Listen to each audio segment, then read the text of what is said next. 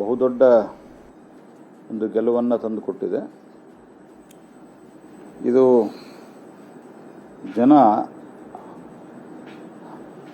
ಪ್ರಧಾನಮಂತ್ರಿಯಾಗಿ ಮೋದಿಯವರು 12 ವರ್ಷಗಳ ನಂತರವೂ ಸಹಿತ ಅವರ ನೇತೃತ್ವಕ್ಕೆ ಸತತವಾಗಿ ಮನ್ನಣೆ ಕೊಡ್ತಾ ಇರುವಂತಹದ್ದು ಬಹಳ ಸ್ಪಷ್ಟವಾಗಿ ಎದ್ದು ಕಾಣ್ತಾ ಇದೆ. ಸಾಮಾನ್ಯವಾಗಿ 10-12 ವರ್ಷದ ನಂತರ ಒಬ್ಬ ನೇತೃತ್ವವನ್ನು ವಹಿಸಿದಂಥ ವ್ಯಕ್ತಿ ಅಥವಾ ಅವರ ಪಾಲಿಸಿ ಬಗ್ಗೆ ಅನೇಕ ರೀತಿಯಾದಂಥ ಆಂಟಿ ಇನ್ಕಂಬನ್ಸಿ ಇತ್ಯಾದಿಗಳು ಇರ್ತವೆ. ಆದರೆ ಮೋದಿಯವರು ಮಾಡಿದಂಥ ಒಂದು ಅದ್ಭುತವಾದಂಥ ಕೆಲಸ ಮತ್ತು ಜನರ ಜೊತೆಗೆ ನೇರವಾದ ಸಂಪರ್ಕ, ಇದರೆಲ್ಲದರ ಕಾರಣದಿಂದಾಗಿ ಜನ ಇವತ್ತು ಆಂಟಿ ಇನ್ಕಂಬನ್ಸಿ ಅಲ್ಲಿಯ ಸ್ಥಳೀಯ ಸರ್ಕಾರಗಳಿಗೆ ಅಷ್ಟೇ ಅದನ್ನು ಸೀಮಿತ ಮಾಡಿ ಭಾರತೀಯ ಜನತಾ ಪಾರ್ಟಿಯ ನೇತೃತ್ವ ಸನ್ಮಾನ್ಯ ನರೇಂದ್ರ ಮೋದಿಯವರ ನೇತೃತ್ವಕ್ಕೆ ಒಂದು ಮನ್ನಣೆಯನ್ನು ಕೊಟ್ಟಿದ್ದಾರೆ. ಕೇರಳ ಬಿಟ್ಟರೆ ಕಾಂಗ್ರೆಸ್ಸು ಹುಡುಕುವಂತಾಗಿದೆ.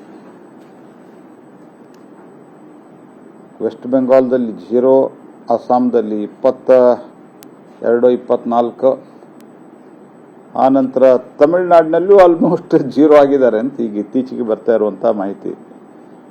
ತಮಿಳುನಾಡು ಅವ್ರು ಯಾರೋ ಹೇಳಿಕೆ ಕೊಟ್ಟಿದ್ದಾರೆ ಇವತ್ತು ಬೆಳಿಗ್ಗೆ, ನಾವು ಟ್ರೆಂಡ್ ನೋಡಿ ವಿಜಯ್ ಅವ್ರ ಜೊತೆಗೆ ನಾವು ಹೋಗ್ತೀವಿ ಅಂತ. ಹೋಗೋಕ್ಕೇನು ಇಲ್ಲೇ ಇಲ್ಲ ಅವ್ರ ಹತ್ರ. ಈಗ ದೇವನು ನಂಬರ್ ಇಟ್ಟವಲ್ಲ, ಆದರೂ ಮತ್ತೆ ಅವರು ಸ್ಟೇಟ್ಮೆಂಟನ್ನು ಕೊಟ್ಟಿದ್ದಾರೆ.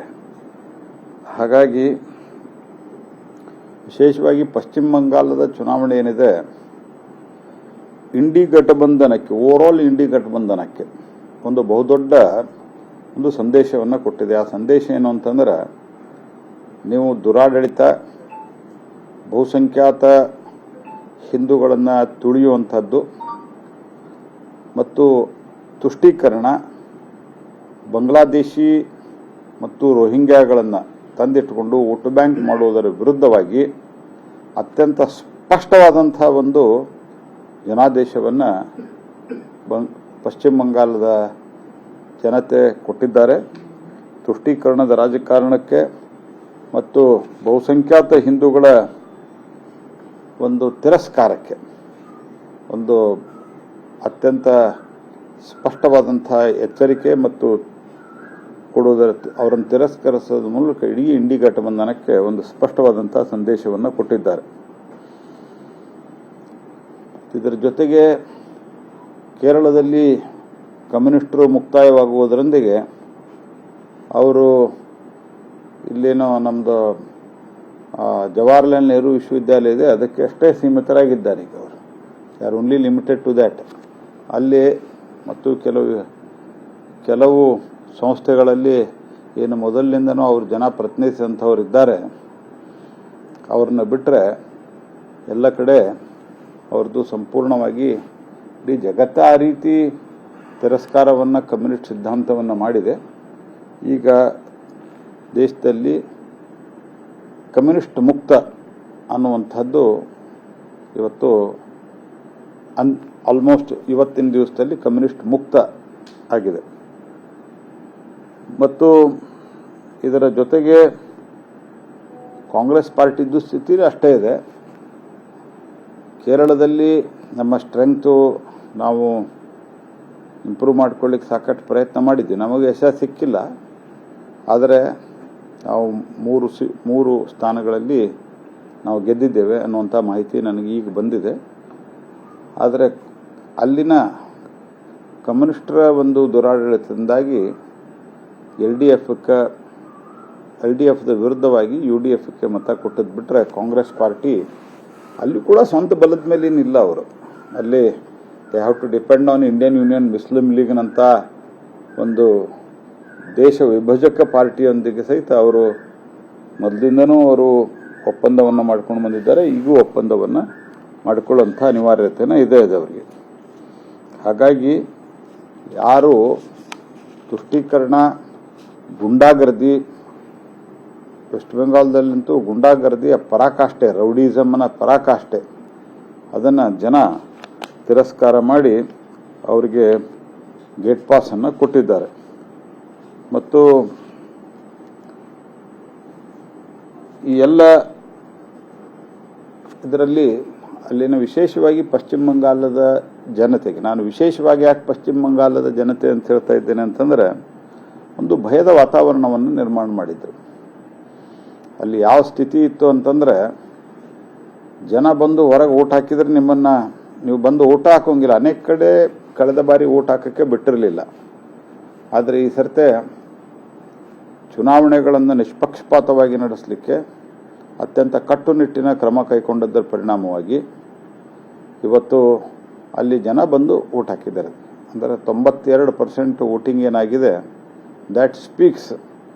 ಅಂದರೆ ಅನೇಕರ ಓಟು ಹಾಕ್ಲಿಕ್ಕೆ ಬರ್ತಿರಲಿಲ್ಲ ಮತ್ತು ಓಟ್ ಹಾಕ್ಲಿಕ್ಕೆ ಬಂದವ್ರ ಮೇಲೆ ಆಮೇಲೆ ಅಕಸ್ಮಾತ್ ಧೈರ್ಯದಿಂದ ಓಟ್ ಹಾಕಿದರೆ ಯಾವ ರೀತಿ ಅವ್ರ ಮೇಲೆ ಅಟ್ಯಾಕ್ಗಳಾಗ್ತಾಯಿತ್ತು, ಅವ್ರ ಮೇಲೆ ಹಲ್ಲೆಗಳಾಗ್ತಾಯಿತ್ತು, ಇದನ್ನೆಲ್ಲ ನೋಡಿದ್ದೇವೆ ನಾವು. ಸ್ಥಳೀಯ ಚುನಾವಣೆಗಳಲ್ಲಿ ನಾಮಿನೇಷನ್ ಫೈಲ್ ಮಾಡಲಿಕ್ಕೂ ಬಿಡ್ತಿರಲಿಲ್ಲ. ಇವೆಲ್ಲ ಆನ್ ಗ್ರೌಂಡ್ ಯಾರು ನಿಮ್ಮ ರಿಪೋರ್ಟರ್ಸು ಹೋಗಿದ್ದಾರೆ ಅವ್ರಿಗೂ ಗೊತ್ತಾಗಿದೆ. ಸೊ ಹಾಗಾಗಿ ಪಶ್ಚಿಮ ಬಂಗಾಳದ ಜನ ಅಲ್ಲಿ ಕಟ್ಟುನಿಟ್ಟಿನ ಒಂದು ಕಾನೂನು ಸುವ್ಯವಸ್ಥೆಯನ್ನು 2 ತಿಂಗಳಲ್ಲಿ 2.5 ತಿಂಗಳಲ್ಲಿ ರೂಪಿಸಿ ಓಟ್ ಹಾಕ್ಲಿಕ್ಕೇನು ಒಂದು ವ್ಯವಸ್ಥೆಯನ್ನು ಮಾಡಿದರು. ಅದರ ಸದುಪಯೋಗ ತೆಗೆದುಕೊಂಡು ಧೈರ್ಯದಿಂದ ಏನು ಅವರು ತಮ್ಮ ಒಂದು ಅಭಿಪ್ರಾಯವನ್ನು ಈ ಬ್ಯಾಲೆಟ್ ಮೂಲಕ ವ್ಯಕ್ತಪಡಿಸಿದ್ದಾರೆ. ಅದಕ್ಕೆ ನಾನು ಅವರಿಗೆ ವಿಶೇಷವಾದಂಥ ಅಭಿನಂದನೆಯನ್ನು ಸಲ್ಲಿಸ್ತೇನೆ.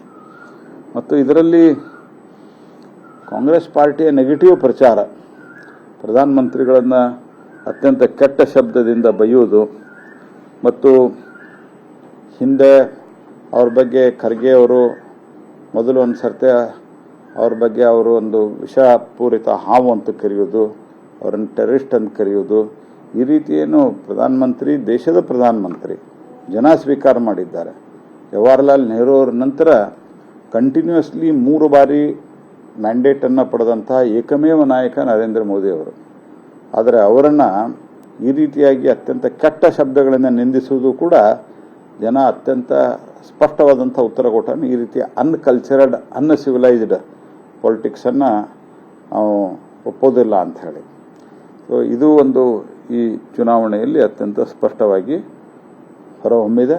ಅದಕ್ಕೆ ನಾನು ಅಲ್ಲಿನ ಜನರನ್ನು, ವಿಶೇಷವಾಗಿ ವೆಸ್ಟ್ ಬೆಂಗಾಲ, ಅಸ್ಸಾಮ, ತಮಿಳುನಾಡು ಮತ್ತು ಕೇರಳದ ಜನರನ್ನು ಒಳ್ಳೆಯ ಸಂಖ್ಯೆಯಲ್ಲಿ ಬಂದು ಓಟ್ ಹಾಕಿ ತಾವು ಪ್ರಜಾಪ್ರಭುತ್ವದಲ್ಲಿ ನಂಬಿಕೆ ವ್ಯಕ್ತಪಡಿಸಿದ್ದಕ್ಕೆ ಅಭಿನಂದಿಸ್ತೀನಿ. ಮತ್ತು ನಮ್ಮ ನೇತೃತ್ವ ಮತ್ತು ನಮ್ಮ ಪಕ್ಷಕ್ಕೆ, ಅಂದರೆ ಸನ್ಮಾನ್ಯ ಪ್ರಧಾನಮಂತ್ರಿಗಳಿಗೆ, ಭಾರತೀಯ ಜನತಾ ಪಾರ್ಟಿಗೆ ಬೆಂಬಲ ವ್ಯಕ್ತಪಡಿಸಿದ್ದಕ್ಕೆ ಅಸ್ಸಾಮು, ಪುದುಚೇರಿ ಮತ್ತು ವೆಸ್ಟ್ ಬೆಂಗಾಲ್ದಲ್ಲಿ ಅಭೂತಪೂರ್ವವಾದಂಥ ಏನು ನಮಗೊಂದು ಮ್ಯಾಂಡೇಟ್ ಸಿಕ್ಕಿದೆ. ಕೇರಳದಲ್ಲಿ ನಮ್ಮ ಅಕೌಂಟು ಚೆನ್ನಾಗಿ ಓಪನ್ ಆಗಿದೆ ಇಂಥ ಒಂದು ಪರಿಸ್ಥಿತಿಯಲ್ಲಿ. ಅದರ ಜೊತೆ ಇಲ್ಲಿ ನಮ್ಮ NDA BJPಗೂ ಒಂದು 3-4 ಸೀಟುಗಳು ಬರುವ ಸಾಧ್ಯತೆ ಇದೆ. ಪ್ಲಸ್ NDA ಭಾಗವಾಗಿ AIADMKಗೂ ತಮಿಳುನಾಡಿನಲ್ಲಿ ಒಂದು ಪ್ರಬಲ ವಿರೋಧ ಪಕ್ಷಕ್ಕೆ ಜನ ಆಶೀರ್ವಾದ ಮಾಡಿದ್ದಾರೆ. ನಾನು ಅವರೆಲ್ಲರಿಗೂ ಧನ್ಯವಾದವನ್ನು ಹೇಳ್ತೇನೆ. ಸರ್, ಈ ಫಲಿತಾಂಶವನ್ನು ಕರ್ನಾಟಕಕ್ಕೂ ಕಂಪೇರ್ ಮಾಡಿ ಹೇಗೆ ನೋಡ್ತೀರಾ? ಮುಂದೆ ಇನ್ನೊಂದು 2 ವರ್ಷದಲ್ಲಿ ಕರ್ನಾಟಕದ ಚುನಾವಣೆ ಇದೆ. ಕರ್ನಾಟಕದಲ್ಲಿ ಕೂಡ ನೀವೇ ನೋಡ್ತಾ ಇದ್ದೀರಿ. ಕರ್ನಾಟಕದಲ್ಲಿ ನಡೀತಾ ಇರುವಂಥ ಇವತ್ತಿನ ವಿದ್ಯಮಾನಗಳು, ಕಾಂಗ್ರೆಸ್ ಪಾರ್ಟಿಯಲ್ಲಿ ಇರುವಂಥ ಗುಂಪುಗಾರಿಕೆ, ಕಾಂಗ್ರೆಸ್ ಪಾರ್ಟಿಯ ದುರಾಡಳಿತ, ಅಲ್ಲಿಯೂ ಕೂಡ ತುಷ್ಟೀಕರಣದ ರಾಜಕಾರಣ ಯಾವ ಮಟ್ಟಿಗೆ ಅಂತಂದ್ರೆ, ಹಾಸ್ಟೆಲ್ಗಳನ್ನು ಕಟ್ಟಿದರೆ ಅದು ಅಲ್ಪಸಂಖ್ಯಾತರಿಗೆ ಮಾತ್ರ. ಆನಂತರ ಅಲ್ಪಸಂಖ್ಯಾತ ಕಾಲನಿ ಅಭಿವೃದ್ಧಿಗಳಿಗೆ 600 ಕೋಟಿ ರೂಪಾಯಿ ನಾವು ಅವರಿಗೆ ಕೊಡೋದು ಬಿಡೋದ್ರ ಬಗ್ಗೆ ನಾನು ಪರ ವಿರೋಧ ಮಾತು. ಬೇರೆದವ್ರಿಗೆ ಯಾಕೆ ಕೊಡಲ್ಲ ನೀವು? ಓಪನ್ ಆಗಿ ಒಂದು ಕ್ಯಾಬಿನೆಟ್ ಮೀಟಿಂಗ್ದಲ್ಲಿ ಅದು ಒಂದೇ ಸಬ್ಜೆಕ್ಟ್. ಈ ರೀತಿ ತುಷ್ಟೀಕರಣದ ಪರಾಕಾಷ್ಠೆ ಏನಿದೆ ಅಲ್ಲ, ಇದರಿಂದ ಹೋಗ್ಲಿ ಅಲ್ಲಾದ್ರೂ ಖರ್ಚು ಮಾಡ್ತಾರೆ ದುಡ್ಡು, ಅದರ ಕರಪ್ಷನ್ದಲ್ಲಿ ತಿಂದು ಹಾಕಿಬಿಡ್ತಾರೆ. ಸೊ ಹೀಗಾಗಿ ಪ್ಲಸ್ ದುರಾಡಳಿತ, ಭ್ರಷ್ಟಾಚಾರ, ಇದರ ವಿರುದ್ಧವಾಗಿ ಜನ ಖಂಡಿತವಾಗಿಯೂ ಬರುವ ಜನರಲ್ ಇಲೆಕ್ಷನ್ದಲ್ಲಿ ಕಾಂಗ್ರೆಸ್, ಕರ್ನಾಟಕದಿಂದ ಕಾಂಗ್ರೆಸ್ ಅನ್ನು ಹೊರಗೆ ಹಾಕ್ತಾರೆ.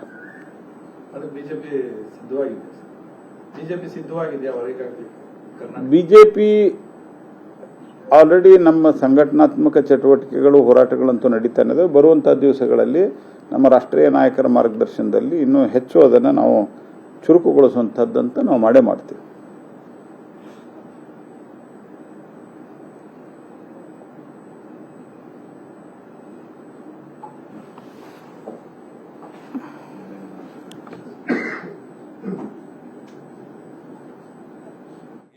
ಒಂದು ಎರಡು ಸೀಟ್ ಗೆಲ್ಲಕ್ಕಾಗದೇ ಇರುವಂಥ ಕಾಂಗ್ರೆಸ್ ಪಕ್ಷ ಮಾತನಾಡುವಂಥ ಯಾವುದೇ ನೈತಿಕ ಹಕ್ಕಿಲ್ಲ. ಆ ಮಾತನಾಡುವಂಥದ್ದನ್ನು ಪ್ರಯತ್ನ ಮಾಡಬಾರ್ದು ಅಂತೇಳಿ ಅವರ ಮಾತಿಗೆ ಯಾವುದೇ ಕವಡೆ ಕಾಸಿನ ಕಿಮ್ಮತ್ತಿಲ್ಲ ಅನ್ನೋ ಮಾತನ್ನು ಹೇಳಕ್ಕೆ ಬಾಗಲಕೋಟೆ ದಾವಣಗೆರೆಯಲ್ಲಿ ನಾವು ದಾವಣಗೆರೆ ಗೆಲ್ತೇವೆ ಅಂತ ವಿಶ್ವಾಸ ಇತ್ತು. ಕೊನೆಗಳಿಗೆನಲ್ಲಿ ಸ್ವಲ್ಪ ವ್ಯತ್ಯಾಸ ಆಗಿರುವಂಥದ್ದು ನಮಗೂ ನೋವಾಗಿದೆ. ಸೊ ಬರೋ ದಿವಸಗಳಲ್ಲಿ ಕೊರತೆಗಳು ಏನಾಗಿದೆ ಅಂತ ಸರಿಪಡಿಸ್ಕೊಂಡು ಪಕ್ಷವನ್ನು ಬಲಪಡಿಸೋ ಕಡೆ ವಿಶೇಷ ಗಮನವನ್ನು ಕೊಡ್ತಾರೆ. ಶಿವರಾಜ್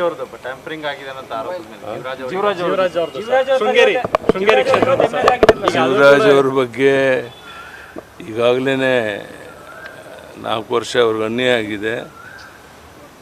3 ವರ್ಷ ಅನ್ಯಾಯ ಆಗಿದೆ. ಈಗಲಾದರೂ ಅವ್ರಿಗೆ ನ್ಯಾಯ ಸಿಕ್ಕಿದೆ.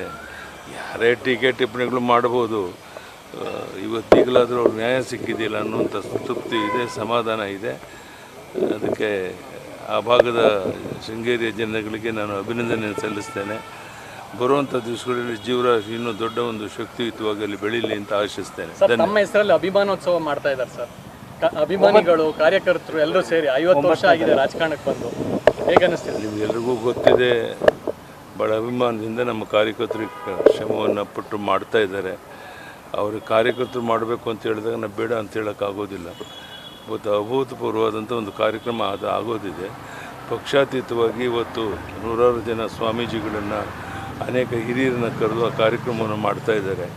ಅದಕ್ಕೆ ಬಹಳ ಮುಖ್ಯವಾಗಿ ನಮ್ಮ ಗೃಹ ಸಚಿವ ಅಮಿತ್ ಶಾಜಿಯವರು ನ್ಯೂಸ್ ಫಸ್ಟ್ ನಿರ್ಭೀತಿಯಿಂದ ನಿಮ್ಮ ಪರವಾಗಿ.